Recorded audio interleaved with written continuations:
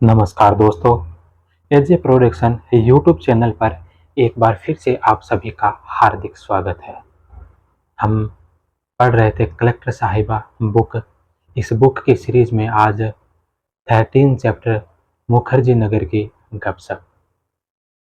दिल्ली के जीटीपी नगर की campus library के बाहर हम एक दर्जन भर मित्र बैठे हुए थे। हमारे ग्रुप में गर्मा गर्म चल रही बहस के बीच विद्या आई और बोली, मैंने 50 मॉक टेस्ट का 3 बार रिवीजन कर लिया है। और गिरीश तुमने? मैं तो विजन पार्टी 365 पर अटका हूँ। बीच में ही सुमित बोल उठा, तुम लोग रिवीजन कर रहे हो, मेरा तो सिलेबस भी पूरा नहीं हुआ है। तुम लोग पढ़ रहे हो, मैं तो पढ़ाई शुरू करने के बारे में सोच रहा हूँ, लव गुरु ने कहा।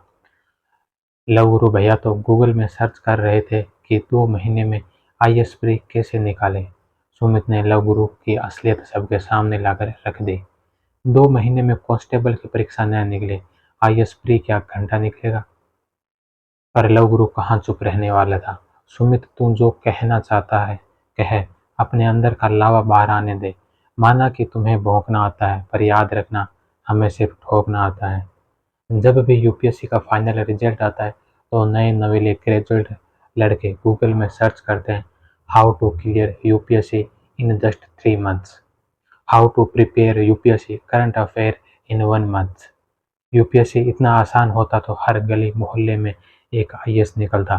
कुछ इनसे भी ऊंचे दर्जे के सिरफिरे तो गूगल में सर्च कर रहे होते हैं कि आईएएस की तैयारी के दौरान गर्लफ्रेंड बनाने के फायदे और नुकसान क्या क्या है। मुख्य परीक्षा से डर नहीं लगता साहब, प्री से लगता है। उसमें 3 बार फेल हो गया मैं। मेंस देता तो कभी फेल नहीं होता। पता है, मैं 2016 में आईएएस प्री परीक्षा में पूरी तरह फेल हुआ। 2017 में कुछ नंबरों से रह गया और इस बार केवल 1 नंबर से प्री में रह गया। इम्प्रूवमेंट तो हो रहा है, रविकांत ने घोर आशावादी अभ्यर्थी का परिचय देते हुए कहा।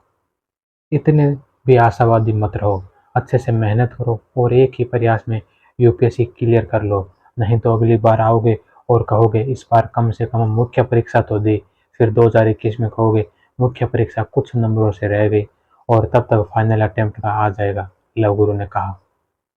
और तुम्हारी तोंद क्यों निकलती जा रही है? सुमित ने पूछा। बेटा एक बात समझ लो, अगर पेट बाहर निकल रहा है तो इसका मतलब यूपीएससी की तैयारी सही चल रही है। इससे पता चलता है कि लड़का केवल और केवल पढ़ाई कर रहा है, उसके पास घूमने एक्सरसाइज करने का भी टाइम नहीं है, मैंने लव गुरु का पक्ष लेते हुए कहा। वैसे इस बार तो पीटी 365 करंट अफेयर को घोल कर पी जाऊंगा, लव गुरु ने कहा। यूपीएससी कभी भी नियम बदल सकता है, करंट पूछे ही नहीं तो।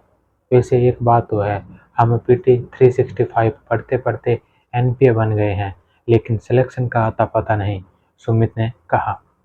अच्छा भैया, सुना है विजन आईएएस बेस्ट है, दिल्ली विश्वविद्यालय से स्नातक कर रहे और यूपीएससी की हमारी मंडली के नवा कुतक गौरव ने यह बात कही। हमें यूपीएससी के बारे में ज्ञान मत दे, तेरी उम्र का हमारा बेटा है, लव गुरु ने अंगड़ाई लेते हुए कहा। बोला, लव गुरु भाई, हम सब आपको ज्ञानी बाबा इसलिए तो कहते हैं। मुखर्जी नगर में 2-4 साल और रहोगे तो तुम्हें भी हर कोई ज्ञानी बाबा कहेगा, मैंने स्कॉच पीते हुए कहा। जॉब नहीं कर रहे हैं यह इम्पोर्टेंट नहीं है, यूपीएससी की तैयारी कर रहे हैं यह इम्पोर्टेंट है, लव गुरु ने चेहरे पर आत्मविश्वास लाते हुए कहा। सुमित भाई ये बताओ, जब जियोग्राफी ऑप्शनल यूपीएससी में इतना पिट रहा है तो फिर जियोग्राफी क्यों रखा? लाइफ में अपन को कुछ डेयरिंग करना था इसीलिए। अच्छा सुमित, जीवन का वर्णन 4 शब्दों में करो, मैंने पूछा। यूपीएससी ने आग लगा दी, सुमित ने तपाक से जवाब दिया। मंजिल की सीढ़ियां चढ़ते जाओ, ससुरी कभी तो खत्म होगी। एक बात कहें गिरीश भाई, गर्लफ्रेंड के चक्कर में पड़े रहोगे तो घंटा नहीं निकलेगा आईएएस एग्जाम, बस मुंगेरी लाल की तरह हसीन सपने देखते रह जाओगे, अमित ने कहा। My girlfriend is already in IAS officer, वैसे मैं भी बन ही जाऊंगा। मुझे तो तुम्हारी बात में थोड़ी जलन की बू आ रही है। एम लक्ष्मीकांत रिवाइज करने का मन बनाया था आज तुमने। उधर गर्लफ्रेंड का फोन आ गया और सारा टाइम सोना बेबी करते करते निकल गया, लव गुरु ने झिड़का। सुनने में आ रहा है हमारे जैसे फेसबुक यूजर्स का डाटा चोरी हो गया है भाई, सुमित ने विषय बदला। खुद के लिए भले ही तेरा वजूद 2 कौड़ी का हो सुमित, लेकिन ग्लोबल लेवल पर तेरी प्राइवेसी तो बड़ी अनमोल निकली रे भाई। लव गुरु ने बेंच पर उठते हुए कहा। अच्छा यह बताओ कि राजनेता कथनी और करनी में इतना अंतर क्यों रखते हैं, मैंने पूछा। राजनेताओं को यह अच्छे से पता होता है कि कथनी और करनी में अगर भेद न हो तो कोई माई का लाल चुनाव नहीं जीत सकता। वर्तमान समय की राजनीति तो यह है कि राजनेता लोग ऊंचे आसमान में पतंगे उड़ाते रहते हैं और पब्लिक चरखी पकड़े रहती है। नेता लोग कभी रिटायर नहीं होना चाहते, वे अंतिम घड़ी तक आईसीयू में ही सही लेकिन देश सेवा के लिए लालायित रहते हैं। सेवा कितनी होती है पता नहीं, पर आदमी को सिर्फ खाने के लिए ठोकर और पीने के लिए आंसू नसीब होते हैं। सुमित ने चेहरे पर गंभीर भाव लाते हुए कहा। नेता कहते हैं कि चुनाव जिता दो, अच्छे दिन आएंगे, लेकिन अच्छे दिन तो दूर दूर तक दिख नहीं रहे। अच्छे दिन तो तभी आएंगे जब बुरे दिनों का कोटा पूरा हो जाएगा। वैसे बुरे दिन आदत में शुमार हो जाए तो वे उतने बुरे नहीं लगते, मैंने कहा। ये सब छोड़ो यार, एक बात सोच रहा था मैं बहुत दिनों से, यदि जातिगण गण आरक्षण खत्म कर दिया जाए तो क्या जातिवाद खत्म हो सकता है? तुम लोगों को क्या लगता है? लव गुरु ने विषयांतर करते हुए पूछा। ऐसा नहीं है कि जातिवाद नामक तैत्य के प्राण रिजर्वेशन नामक तोते में बसते हैं। बस उस तोते की नस मरोड़ दो तो देश से जातिवाद बिल्कुल खत्म। लोग आज की शादी रचाते समय जाति उपजाति गोत्र देखते हैं और इसे अपनी आन मान समझते हैं। फिर हम यह उम्मीद कैसे करें कि जातिवाद खत्म हो जाएगा? यह तो दिवा स्वप्न देखने जैसी बात है। लव गुरु भाई, आपने ध्यान दिया, गिरीश तो जेंटलमैन बन गया है यार। लेडी लक का जादू, मैनर्स से लेकर पैसेंस तक एंजल की छाप दिखाई पड़ रही है अपने गिरीश बाबू पर। गिरीश भाई, आपकी प्रेम कहानी मुकम्मल है, एक ऐसी कहानी जिसमें बेचैनी है, इंतजार है और एक दूसरे को पाने की छटपटाहट भी है, सुमित ने कहा।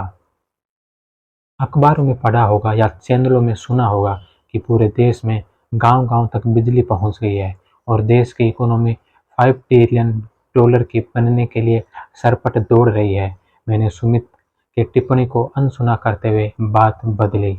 यह तो सरासर सरकार की हार और तथाकथित अच्छे दिनों की विजय है, लव गुरु ने चटकारे लेते हुए कहा। वैसे सच्चाई यह है कि मैं तो इतना अज्ञानी हूँ कि मुझे यह भी नहीं पता कि ट्रिलियन में कितने शून्य लगते हैं। अरे लोमड़, अरे गिद्दड़, अरे लंपट, अरे लिचड़, अरे गोबर, अबे किचड़, अरे नाशुक्रे, इतना भी नहीं पता, सुमित ने मजे लेते हुए कहा। वैसे सच बात तो यह है कि मुझे भी नहीं पता। और यूपीएससी छोड़ दो, तेरे से नहीं होगा। क्या जब लास्ट बॉल में 6 रन चाहिए होते हैं तो धोनी गेंदे खेले बगैर ही पवेलियन चला जाता है? नहीं ना। क्या पता लास्ट बॉल पर छक्का जड़ दूं, सुमित ने कहा। भारत देश लहर प्रधान देश है। सुनने में आ रहा है कोरोना की चौथी लहर जून महीने तक दस्तक दे सकती है। वैसे तो भारत में कभी विकास की लहर, कभी योगी लहर तो कभी मोदी लहर ही आती है। ये कोरोना की लहर हमारा क्या उखाड़ देगी? साल 2020 और 21 बड़े मनहूस साल रहे हैं। साल 2020 और 21 मेरी जिंदगी में मेडन ओवर की तरह गए। कुछ भी हाथ नहीं आया। मैंने अपनी व्यथा लव गुरु को सुनाई। कुछ हाथ नहीं आया तो कोई बात नहीं, यह अपने आप में कोई छोटी उपलब्धि नहीं है कि इतनी भयंकर महामारी में अभी जीवन के मैदान में टिके हुए हो। जिस तरह क्रिकेट के गेम में जल्दी जल्दी रन बनाने से ज़्यादा इम्पोर्टेंट होता है मैदान में लास्ट तक डटे रहना, लव गुरु ने दार्शनिक ज्ञान को अपने भेजे से निकालते हुए कहा।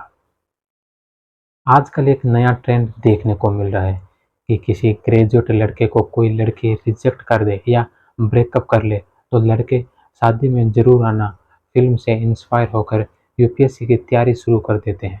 मुझे तो कभी कभी ऐसा लगता है कि यूपीएससी में 50% कंपटीशन टूटे दिल के मजनुओं का है, ये जहाँ या तो इंसाफ या इंतकाम, सुमित ने कहा। एक बात ध्यान रखो, दिल टूटने मात्र से यूपीएससी नहीं निकल जाता, नहीं तो गली का हर आशिक आईएएस ऑफिसर बन जाए। कमर तोड़ मेहनत करनी पड़ती है। अगर तुम यूपीएससी एस्पिरेंट हो, तुम्हें किसी लड़के से प्यार हो जाए और वह तुम्हें लात मार दे तो उसे जाने दो, पर उससे प्यार करना मत छोड़ो। देख लेना, एग्ज़ाम क्लियर होने पर वह सबसे पहले बधाई देने आएगी। सिविल सेवा की चाह गलत नहीं है और न ही प्रयास करना गलत है, परंतु कुछ एस्पिरेंट मात्र गंगाजल मूवी देखकर खुद में रोमांच पैदा करके मुखर्जी नगर, ओल्ड नाग, राजेंद्र नगर या करोल बाग पहुंच जाते हैं। ये गलत है। कुछ एस्पिरेंट शादी में जरूर आना टाइप के भी होते हैं, जो मात्र इसलिए सिविल सेवा चुन लेते हैं कि उनका प्यार ठुकराया गया। अगर ऐसा है तो भाई मुझे सिविल सेवा की नहीं, वशीकरण वाले बाबा की ज़रूरत है। सिविल सेवा मात्र एहसासों का बहाव नहीं, बल्कि बहुत सोच समझकर जीवन को एक नवीन यात्रा पर ले जाने का वह निर्णय है, जिसमें आपके पास प्रत्येक परिस्थिति को स्वीकार करने का साहस होना चाहिए। निश्चित रूप से सफलता कई बातों का मिश्रण होती है, परंतु मुखर्जी नगर में रहकर आपने जो सीखा वह भी किसी सफलता से कम तो नहीं है। आप जिस महान लक्ष्य की ओर अग्रसर है, उसमें चयन न होने के बाद भी आप लाखों लोगों से बेहतर बन जाते हैं। एक बात समझ लीजिए, यूपीएससी चयन का निर्णय आपका था, तो उसकी सफलता या असफलता की जिम्मेदारी भी आपको लेनी होगी।